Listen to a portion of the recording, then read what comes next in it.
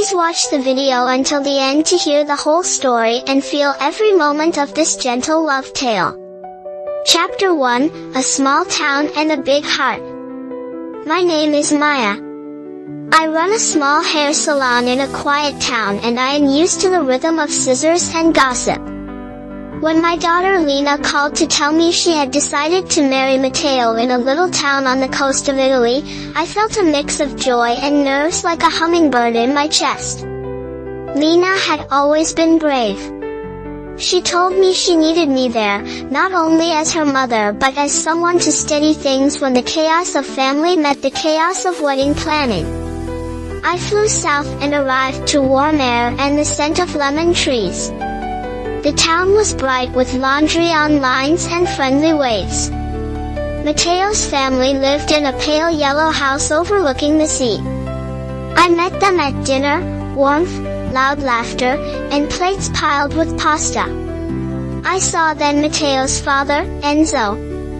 He was a man of quiet hands, a small restaurant owner who watched the room with calm eyes. He greeted me politely, but there was a careful distance in the way he arranged his chair. We introduced ourselves and tried to be bright. I was 48, recently single, carrying both years and a gentle sorrow. Enzo, older by a few years, carried a different kind of quiet. He had the look of a man who respected routines and knew how to fix things. The first night, in the soft glow of lanterns, our hands brushed as we passed the bread. His fingers were warm and steady. I felt a tiny spark of something, one that I kept to myself. I was here for Lena, not for a romance. Yet life has a way of offering moments when we least expect them. Chapter 2, A Small Argument and a Larger Truth. Rehearsal week arrived with its brilliance and its little disasters. Lena wanted Jasmine climbing the arbor, Matteo's mother insisted on wildflowers from the hill, and the florist delivered neither. I offered to help with hair and comb, and Enzo offered tables and his old pickup truck. We argued on the morning of the rehearsal. The flowers were late and someone had booked the town hall for a market. Enzo advocated for order. I argued for a softer touch.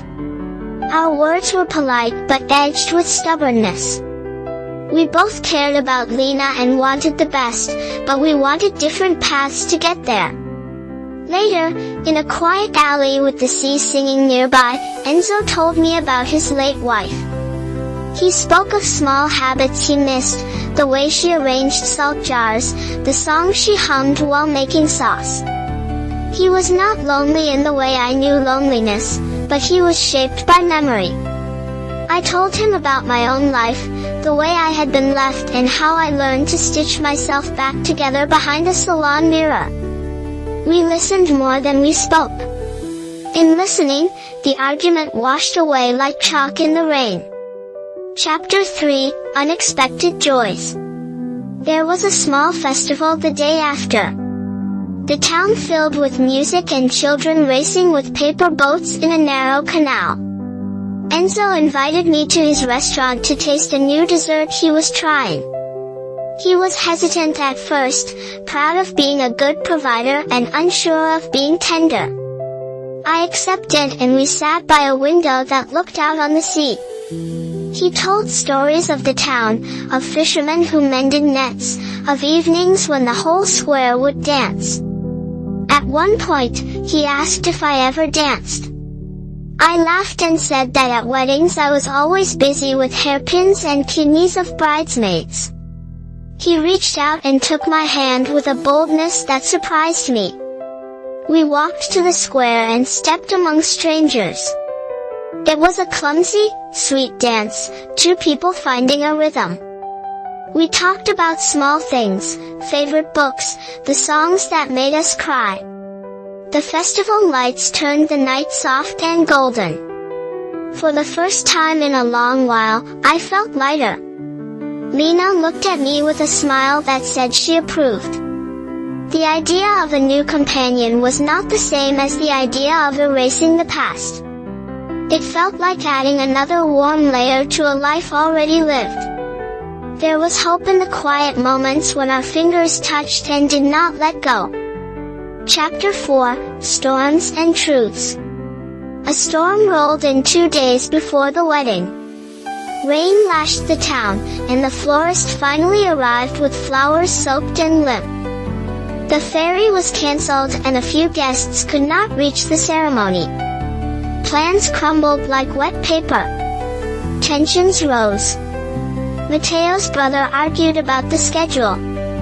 A relative accused Lena of being careless.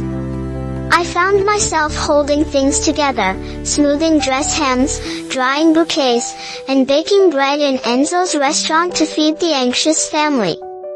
Enzo worked beside me, sleeves rolled up, quiet and strong. In the middle of chaos, we found a calm teamwork. We kept each other steady. That night, after the storm, we stood on the restaurant terrace and watched the sea calm. Enzo said he had been scared to begin again. He feared hurting someone or being hurt. I told him I had been scared too. We agreed that being afraid did not mean we should stop living. We admitted that we liked each other, a small, simple admission, like a secret shared over espresso. It did not fix everything. It did not promise forever. It only opened a door. Chapter 5, The Wedding. The wedding day arrived with clear skies and a soft breeze. The decor was mismatched and lovely. Neighbors brought cookies and a little dog fell asleep beneath a table. Lena walked down the aisle with a look of pure happiness. Mateo waited with tears in his eyes. I sat at the front and watched 2 young people promise each other forever. Enzo and I exchanged a look when the vows were spoken. It was a look of people who had built something sensible together from scattered pieces. After the ceremony, when the crowd spilled into the square, he took my hand and led me to a small terrace where the sound of the sea hummed in the background. We did not shout declarations to the world. We did not rush into anything. We shared a quiet kiss and a promise to see where this new path might lead. Family members danced, foreign songs mixed with old ones, and laughter rolled through the square. Lena and I hugged, and she whispered about the small comforts that helped her through the planning, my steady hands and little jokes. It felt like a patchwork of joy knitted by many people, each gift stitched with love. Chapter 6, A Sunlit Promise. Days after the wedding, the town settled back into its gentle pace. Enzo and I walked along the cliffs and talked about small plans, dinners on quiet nights, helping each other with market days, watching the sea together at dawn. We were careful, because life had shown us both how fragile things could be. We also felt alive in a way that surprised us. I returned home a little later, carrying seashells and the taste of lemons in my mouth. Life at the salon resumed, hair to cut, stories to hear. But something had shifted. A lightness lived in my hands. Enzo and I wrote letters at first, then short calls, then plans to meet again. Our connection was not a sudden blaze but a steady lamp that grew brighter with each small kindness. Looking back, I know I traveled to that town for my daughter's wedding, but I left with more than memories of a beautiful day.